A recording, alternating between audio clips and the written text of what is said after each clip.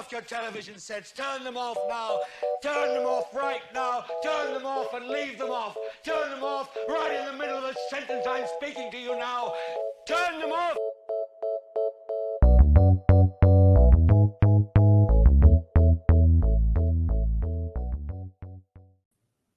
Wow, it's been a while. Happy 2024. Hopefully you had a happy holiday season. Very happy new year. It's been a long time since we've been here. D, how's it going? It's been a minute. Have you had to write 2024 yet? It's still like I'm still wrapping my brain around it. I know we don't write it much anymore, but still like I'm still trying to fathom that it is 2024 because I think my brain is still in 2019. Like seriously, my brain goes 2018, 2019, and then this present. I had to enter it on a document, and it was so unnatural for me. I was like, wow, this is really 2024. But yeah, speaking of we decided to come back because we're fans of True Detective, and a very surprising new entry. Well, yeah, we'll talk about that. And a very surprising new entry is coming out next week. True Detective Night Country. It's not even called True Detective Season 4. It's kind of like already putting in your mind that it may or may not be connected to the series, but is not like Season 4. So we decided to come back to talk about that. So yeah, this is the show where we'll be talking about our expectations, but we will also just talk a bit about the previous seasons as well. But before we get into that, dude, let's take about 5 minutes or so. We didn't have a favorite TV show of the year episode. So let's just take about 5 minutes to talk about like what are some good things that you watched in like 2023 before we hop into. Oh my. Loki season 2. Oh, didn't watch that. You didn't? Oh, it's so beautiful. I got sucked in and started watching The Gilded Age. It is what it is. I accept it. Mm-hmm. I was coerced. I was influenced. I don't regret it. Whatever. Mm-hmm. I wish I had written them down because now I don't even remember what I watched. I didn't even keep up with it because I just felt for some reason we weren't going to do it. Oh, because of the strike. That's what it was.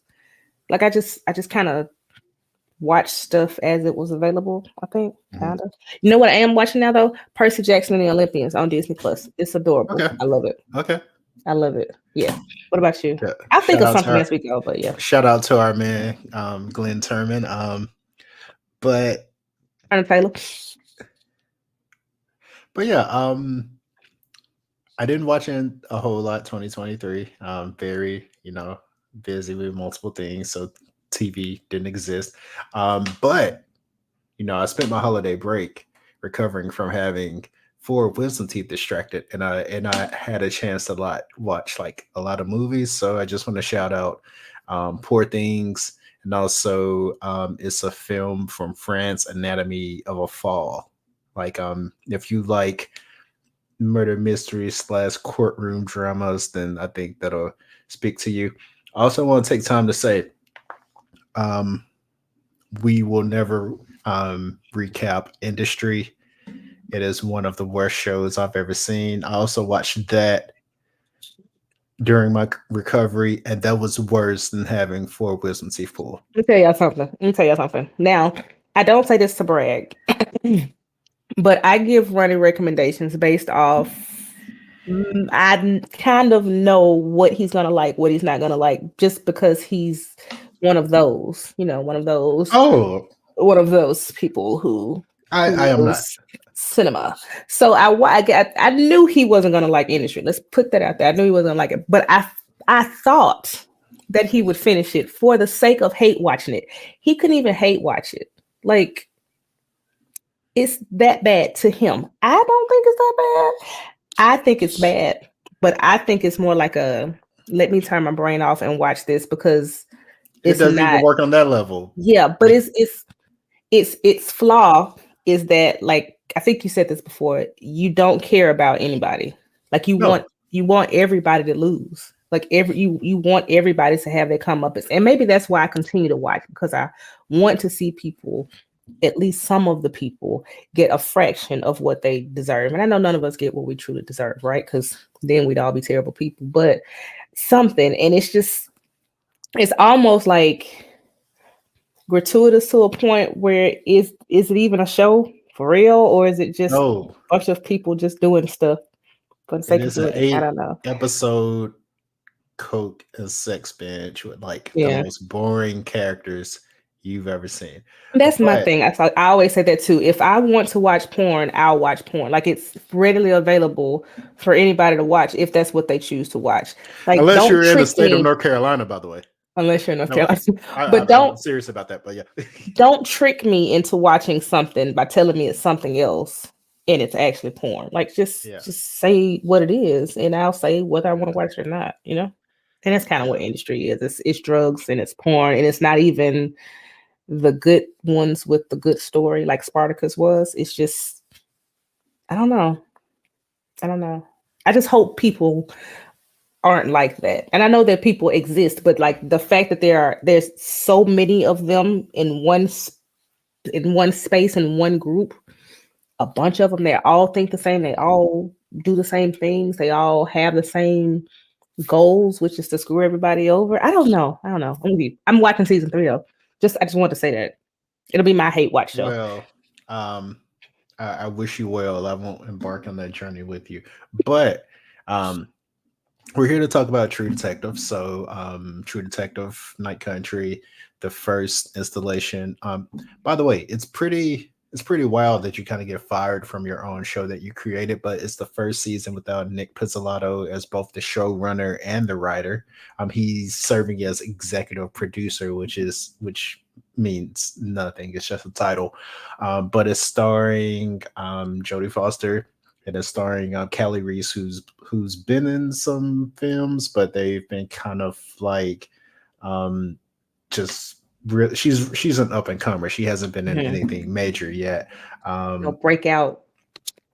Yeah, but this might be the breakout role. But before we start there, let's take it back to season 1, because you and I both completed a rewatch recently. So with that fresh on your mind, just thoughts on season 1 revisiting versus like watching it live the first time. Like how did you feel about it the second time around? Okay, I want to ask, what year did it come out? Season 1. That would have been like 2015. It was 2014, actually. Oh, okay. So damn near a decade ago. Okay. That makes me feel better, because I kid you not, watching it back, it came out not only 2014, January of 2014. So really, it's been 9 years. Okay. So it makes me feel better about it, because when I rewatched it, I kid you not, I was sitting there thinking, did I watch this show? I didn't remember anything. No, I didn't remember anything. And that's rare for me, because it's not like it wasn't a good show. Some of the stuff I just, throw away. I haven't watched The Wire in years, but I remember it. True Detective, I kid you not, I didn't remember any of it. I remembered Rust. I remembered his name. And I remembered that he had a ponytail. I remember he was making little figures out of the cans. Like that little stuff like that I remember. But the story, I forgot it was about kids. I forgot all of it. So this was almost like me watching a brand new show. And I really, really enjoyed it the second time. And I'm saying I enjoyed it more the second time because I don't think I watched it correctly the first time. Even though we did a recap, I don't think I really I think when we were doing them then, the recaps then, I was watching the show to do a recap versus watching the show and actually paying attention to what I was and trying to enjoy it for myself and then just giving my thoughts. That'll be different for season 4, y'all. We're better at this now. But I really, really enjoyed season 1. So much so that I knew to skip season 2 because that one, I remember even back then, I didn't like it. And I tried watching season 3 and I couldn't get through it, even though I am a very huge fan of Mahershala Ali, like really big fan. And I still couldn't get through it. Oh, and Ray Fisher. from season 3, that's what I remember annoying you every episode saying, well, at least I got to see Ray Fisher. At least I got to get to see Mahershala. And it's weird for Mahershala because they made him old, but like, at least I got to see Ray Fisher. At least I got to see Ray Fisher every season. But I don't even remember that too. I even forgot that season was about kids. So I don't know. I hope this one going to be about kids too? It's kind of weird. So in the trailer, since that's, I guess, jump ahead a little bit, it said they're like people or even men frozen in the ice. So I don't think it's about kids, but we'll see. But yeah, my thoughts on season 1. Yeah, it's wild that this show like was even made. It seems like one of those true like Hallmark shows, like going back, like you like because when I was watching, I was like, damn, this is good. Like almost like for the first time, like I was like, damn, was this good the first time? And now that like I know what happened, I have 2 takes. First of all, it was funny as hell this time around.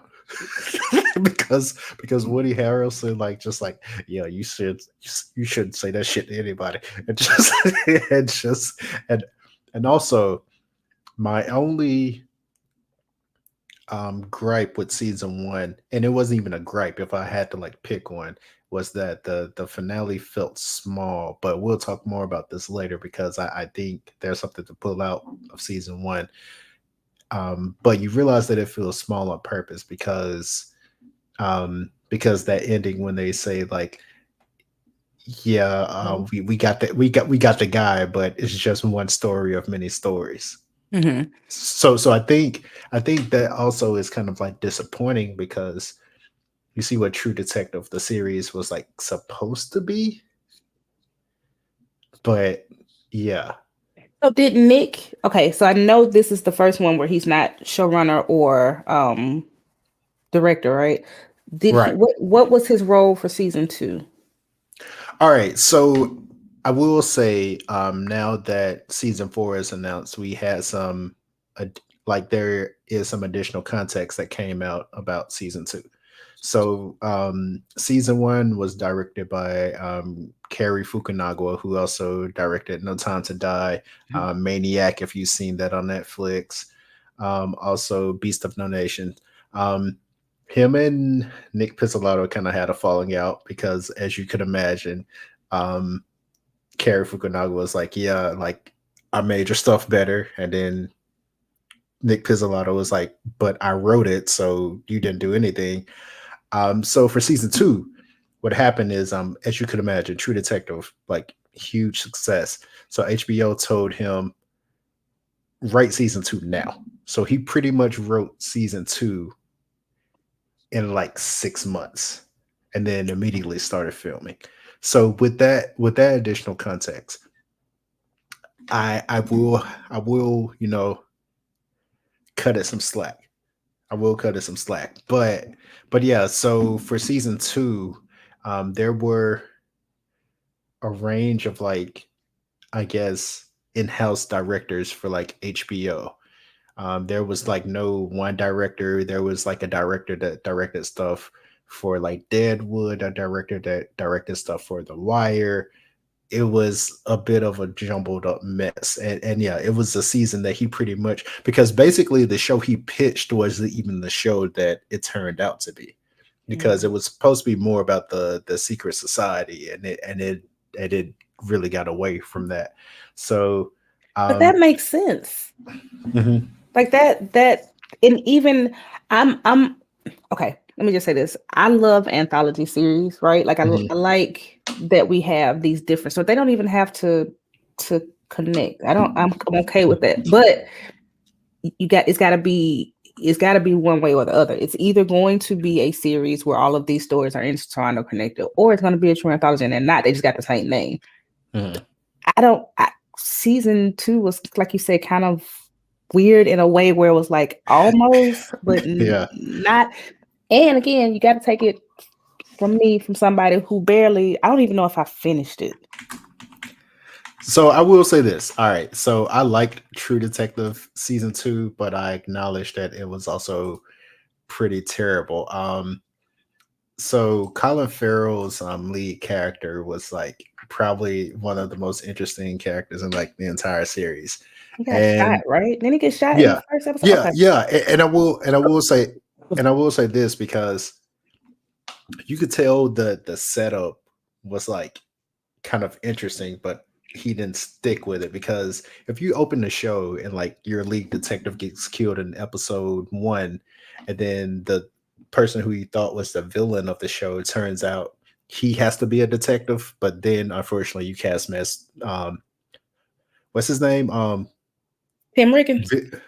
No, Vince Vaughn. You cast Vince Oh, Vaughn okay. as the guy who cannot nail the role at all. Then it starts to fall apart. So there were some interesting things in season 2. Like there are like some episodes that I like really enjoy, but overall, it it missed the mark. But I will say Colin Farrell was just like, I feel like he was in a different show from everyone else. He was just on a different level. The weird thing about that too with Vince Vaughn is like I think it's even more painful because from what I've experienced, from what I've seen, most comedic actors do dramas very, very well. And it's always Mhm. shocking because you're like, wow, I didn't know that you could do this funny guy. And it shouldn't still surprise me because like I said, it's usually very, I don't know, it works. They do well. But he it's almost like he was, I don't know. I don't know. So It's he's odd. actually in a low budget like Prison Break movie, and he did really good in that movie. I think it's like Escape like Cell Block 99 or something like that. I just butchered the title. He did really well in that, but like when you're in the show where the script is like changing in real time and you have like 16 different directors, like I feel like he was only as good as his direction and also his role. His role is kind of weak. So like he had no hope in this series. Was he also in a movie where he was like a weird stepdad or something? Am I making that up? He's I don't like, know. it's like, I don't know. He was either, I don't know. We'll think of it later. But anyway, we don't want to hold y'all up talking about Vince Vaughn. Can we at least kind of break down what season 2 was about? Like season 1. Yeah. Let's start with season 1. Season 1, some kids were missing. Then we found out that it was this whole big thing. It became way more than just this girl. Because did it start with the one that was on the tapes, or how did it start? So it started with they started because they had to come back. Go ahead. Yeah, started with Dora Lang in season 1, like the woman that they found by the tree.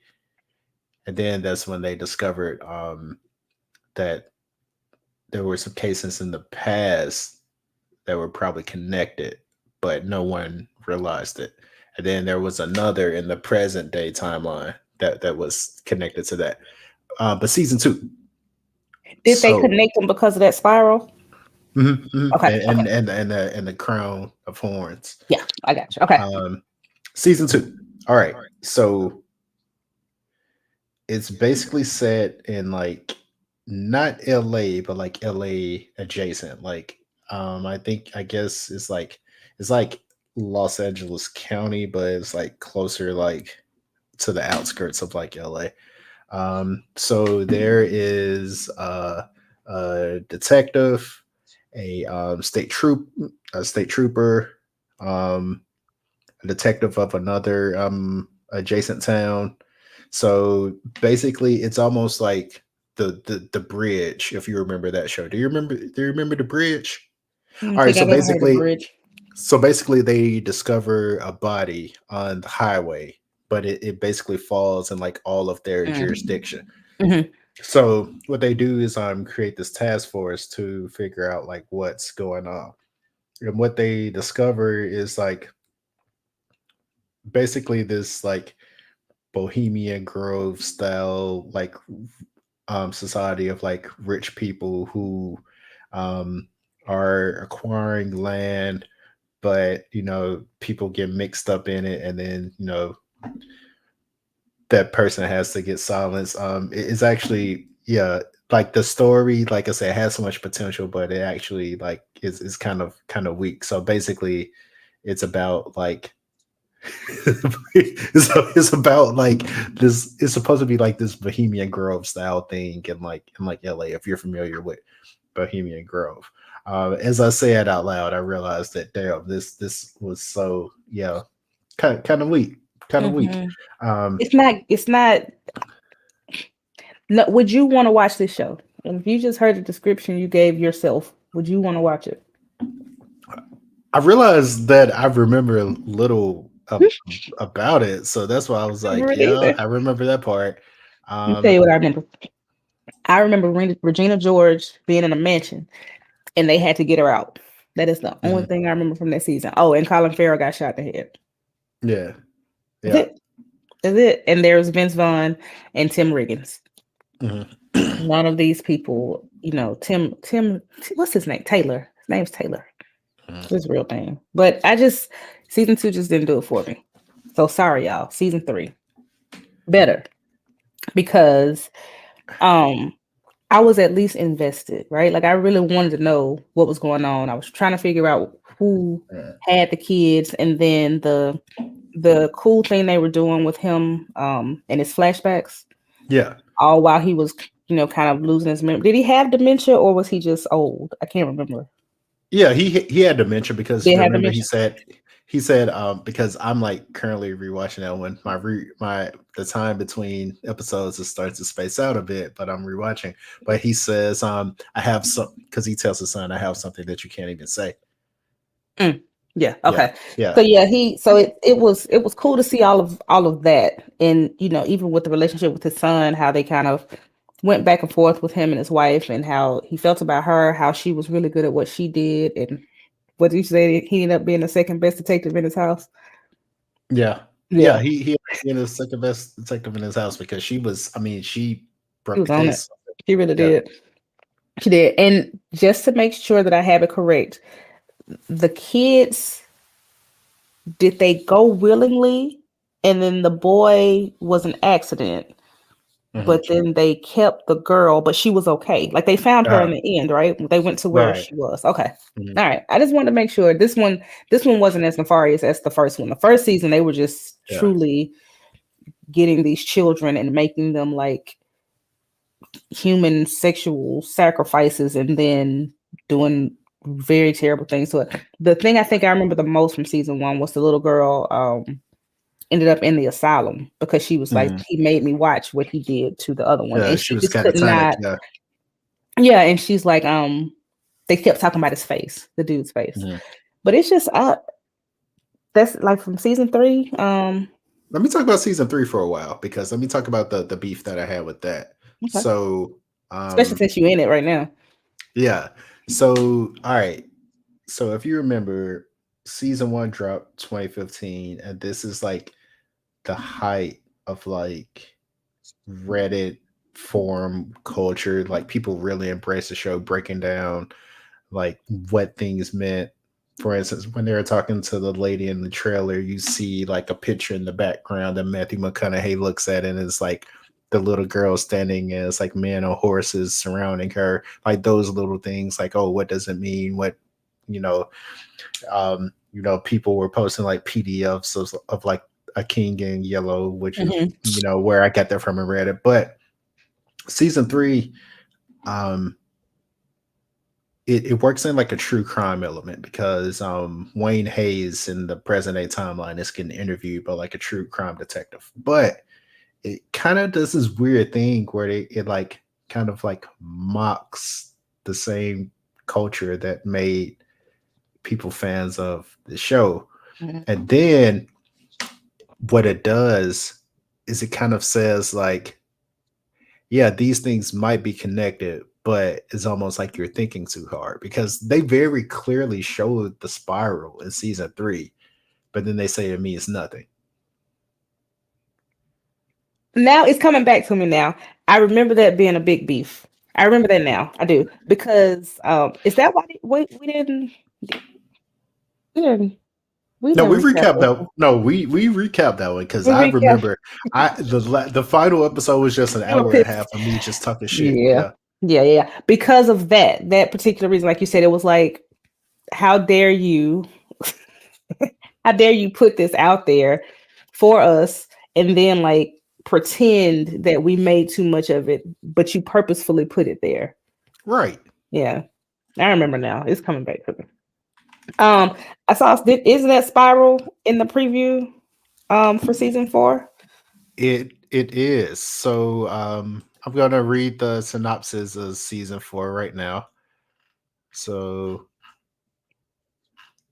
I lie, I don't have it, but basically it's set it's set in Alaska. I thought I could like easily find it, but apparently they're being very cryptic about it. But it's set in Alaska, and D, as I was rewatching season 1, You I freaked I out. br- I You lost your mind.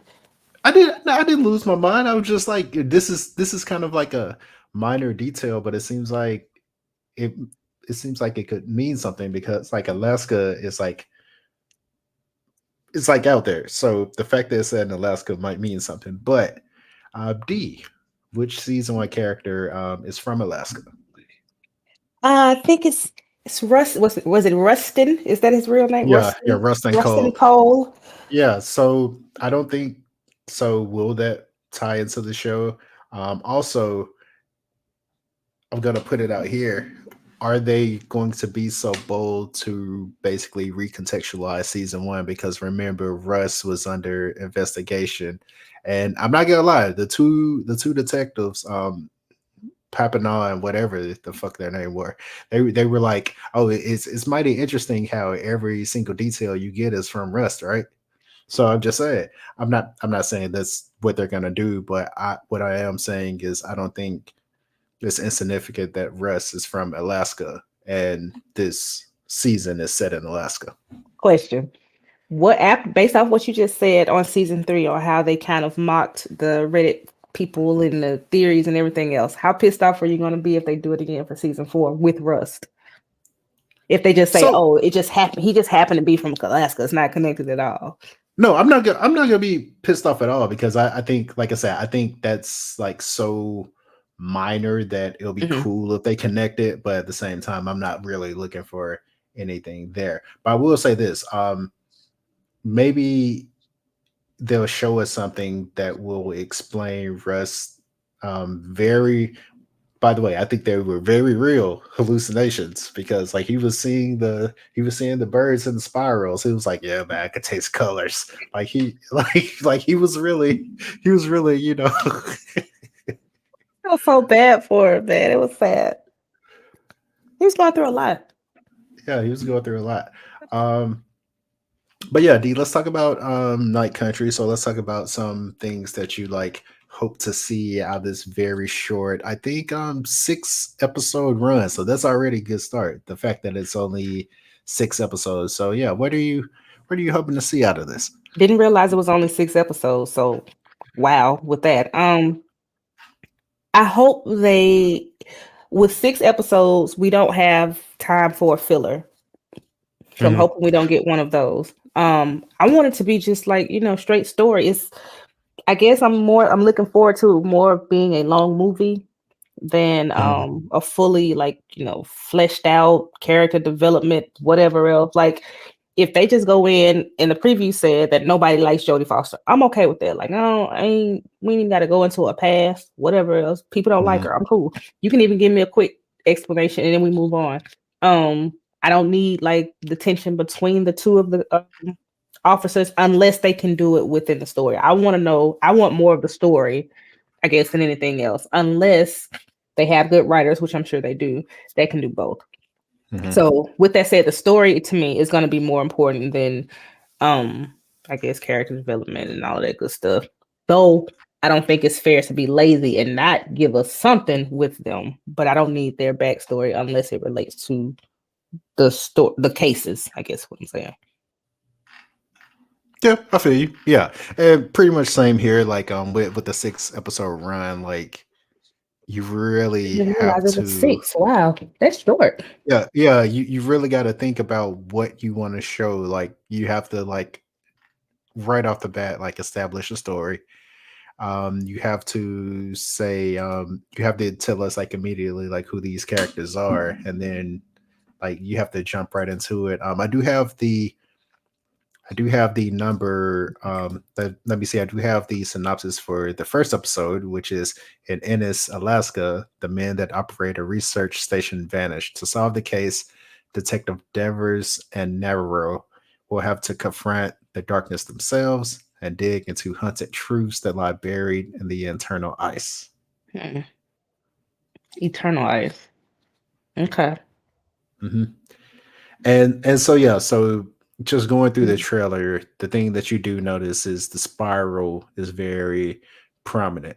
Um, my thing is like I guess I'm like curious of like how much they try to preserve like the style and tone of like the Mm. original versus how much they're gonna say like okay this is its own thing. I liked the style and tone of the original. Yeah. Separate creep factor to the already very creepy case or Mhm. cases or whatever else.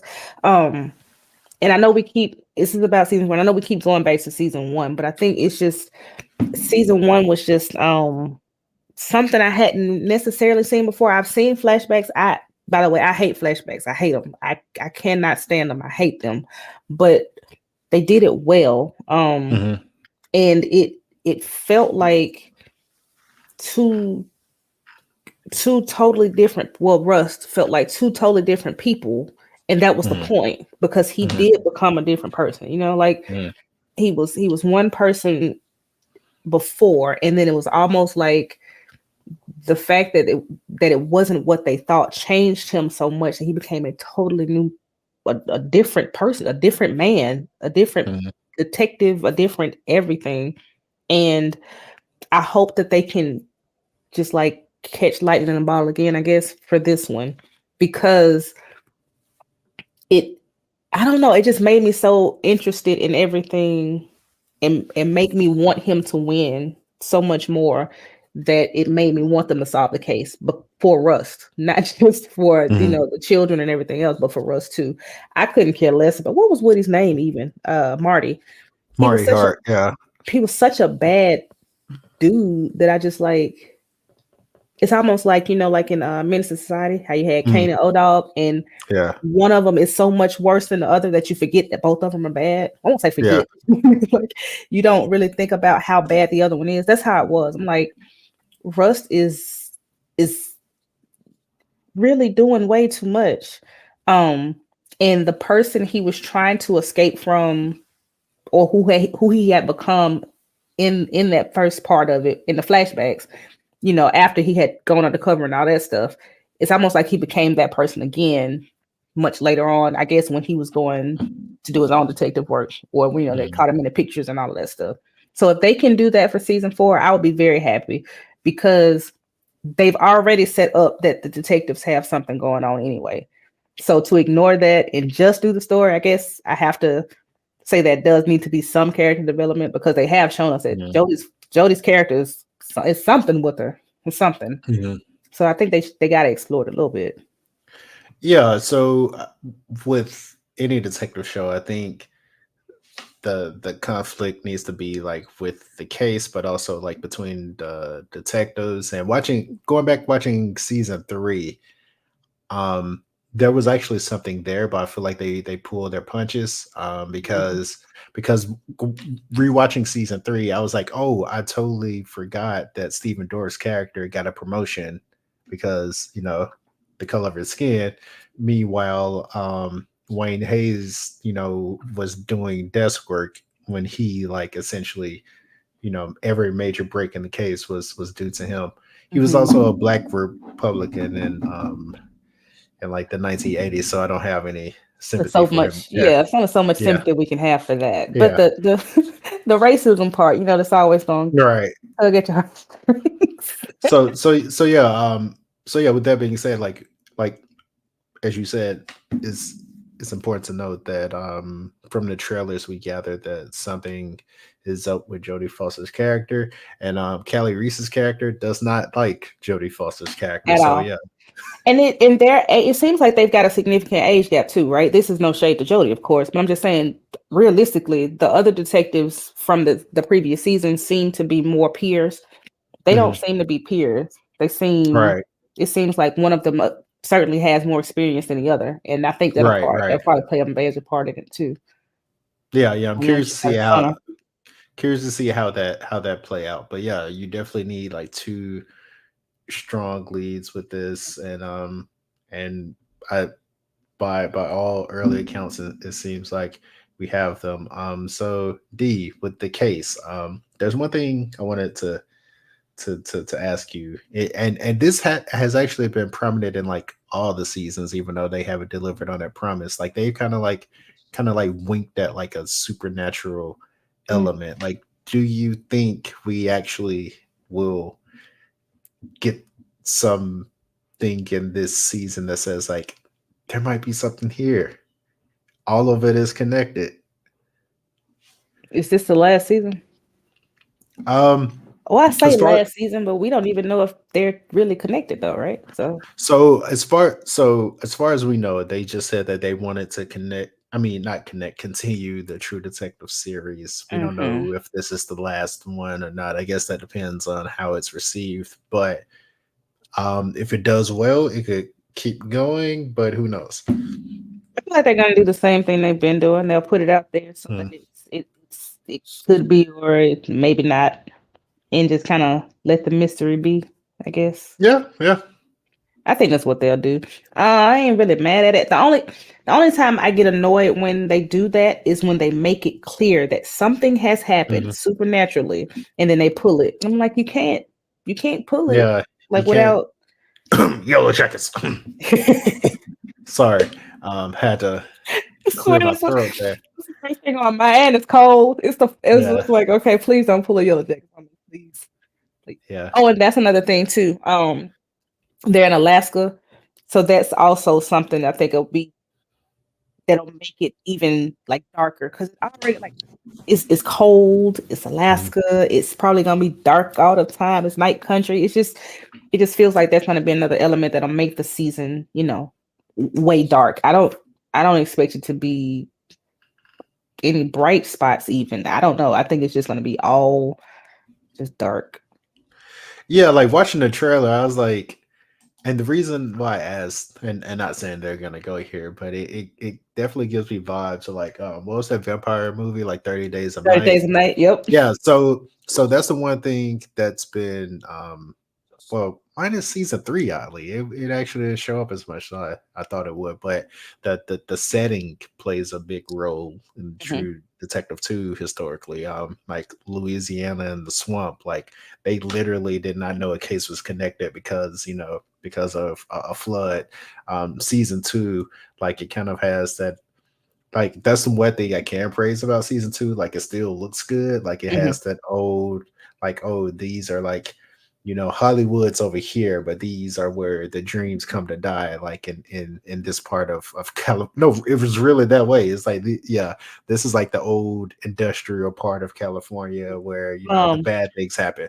The other side of the bridge, and so yeah, I do think obviously the setting was a very conscious choice to place it in Alaska. So I'm curious to see what happens with that. I think I want Rust there just because I just really liked his character. I did. I liked it. It felt unfinished, and I guess that was by design. I mean, because his story's not unfinished. He should have died if he didn't. So I think that's a part of part of the reason why I want something. Just like, is he still alive? Is he okay? What happened? Again, Marty, whatever. But I want to know what happened with Russ. Hopefully, I don't think he would ever go back to Alaska. But I mean, maybe they'll mention his dad or something. I don't know, something. His dad is dead, right? Yeah, I think so. Yeah. Yeah. Yeah. His dad's dead. Yeah. Yes. Yeah. Maybe. Yeah. I don't know. Guess we'll see. We shall see. I'm excited about it though. I'm happy it's coming back. Next week. When are we gonna be? Which is what I wanted to say now. So True Detective Night Country. It premieres January 14th. Huh? 10? Is it late? Is it 10? 9 or 10? Yeah, it'll be like 10. So you can expect a recap from us. By Wednesdays. Wednesday morning when you wake up, that recap will be there sitting right there waiting for you. I can read it, baby. If you're gonna watch this too, let us know what you're looking forward to. Let us know how you felt about previous seasons. And we're glad to be back. And as far as and I like theories, by the way. So if y'all got theories, no matter how weird, connections, all that good stuff, bring it. Yeah, so we'll definitely keep the pod rolling beyond this because also D, did you see the tweet from Ben Stiller? I did not. I sent him a tweet asking about it. What's going on? He had to retweet somebody and say like we're working on it. So Severance is a possibility for 2024 as well. There are some rumors that things were happening on set prior to the writer's strike. So hopefully time apart helped everyone, mend those relationships. But yeah, there's a lot coming in 2024. I will say, if you have something you're looking forward to, you can shout it out too. But I will say, one thing I'm interested in is probably like under the radar. I think The Penguin can be a really good show. You think it'll be like the Batman? Like that same Yeah. So you have me hooked when you say this is gonna be The Wire in the Batman universe, The Wire in Gotham. I'm like, okay, sign me up. Yeah, I'm there. Yeah, I'm there. I'm there. Yeah, so I'm looking forward to The Penguin. I'm looking forward to most likely the final series of The Bear, which might come this summer, might not. We'll see. Who knows? Just glad to have TV back. I'm most excited about Severance though, because I need to rewatch it. I'll do that probably after True Detective, but I'm really excited about it. I'm excited about True Detective too, though. Like I want to make that clear. I do want to see where it goes. I hope it doesn't turn into us just coming on here with lamentations every week, because we will.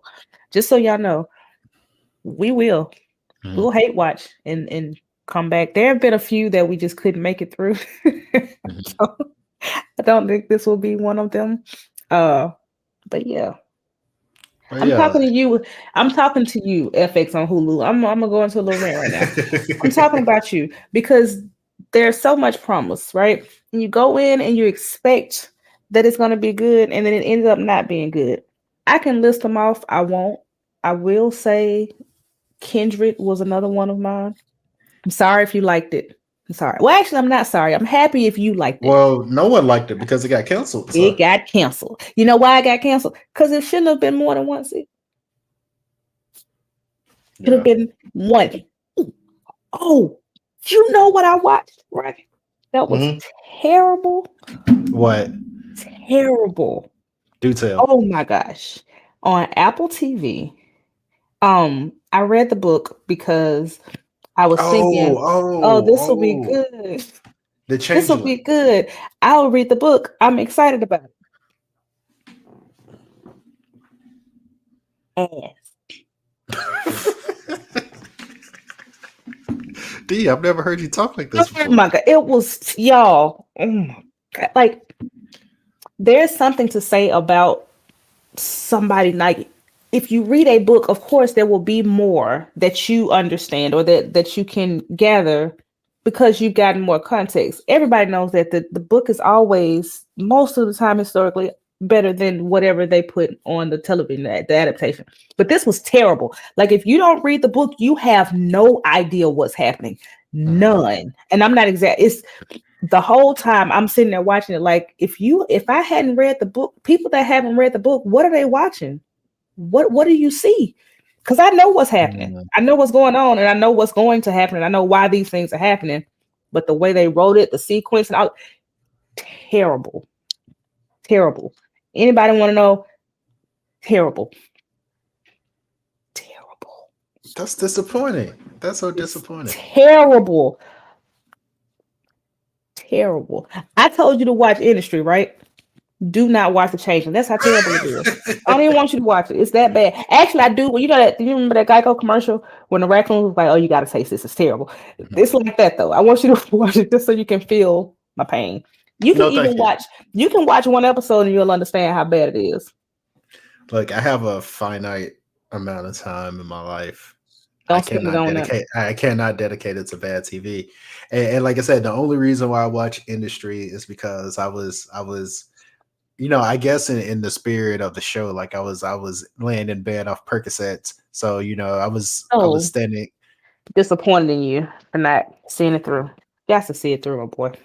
I finished the first season. You didn't finish the second season. I didn't start it, and I won't. That's what you ain't see it through then. Got to see it through, my boy. No, thank you. Terrible. Anyway, y'all. Back to True Detective. We should have done it. We still should have done what I watched before the strike thing. Also, people, I'm not trying to scare you because there's no point of it, but go buy stuff that you like because I've noticed, and this is a small thing. I won't say a small thing. It's a large thing because this is people work.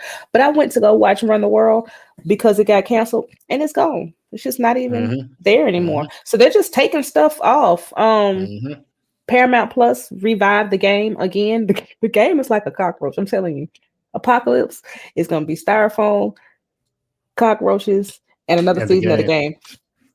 Somebody's going to bring up another season of the game, and Rick Fox is going to be in it. But anyway, they brought up another season of it, and I went to go watch it again because I heard it got canceled. Gone. Not even available anymore. So they're just taking stuff off because they're like, I guess, offloading. I don't know if it takes that much energy or space or whatever else. But if you like something, get it. So that's the. I don't even know if you can get that stuff though. Can you even buy? That's the bad part about the streaming game. So, we're going into tangible right now, by the way. But with streaming, all right. So unless there's like overwhelming like response, it's probably not going to get a physical media release. It's tough to get a physical media release in these days anyway. So if a show gets canceled. Like, just think about your hard drive or your computer. Like, if you're not using the file, you're going to delete it, right? That's a waste of space. So every single show that is streaming from their servers into your home is money. So if they cancel the show because it didn't get the response that they wanted, why? And I'm saying from their perspective, why keep it? But that is such a disservice to the people that worked on the show, because how many times have shows gotten a second win because of word of mouth or whatever? But guess what? If I can't find the damn, like, just imagine in 2009, 2010, if people couldn't find The Wire, if people couldn't find Breaking Bad, even though Breaking Bad was still on TV, but the fact that like it being put on Netflix is what made it get a second life. What if people couldn't find these shows? So like, it's such a disservice to the people that, you know, gave their time and energy to these efforts to just wipe it off the map like it never happened. And in the comparisons, we'll do it too. Like you said, a lot of people were going to watch The Wire because of Breaking Bad. People were comparing the two. They were like, "Oh, okay. Well, if y'all say it's the same, well, let me go watch that." And then you can't watch that masterpiece. Sad. Yeah. Sad. So sad. But anyway, you can't get rid of us though. We are here. Yeah. Yeah. Until next time. Peace. Peace. Try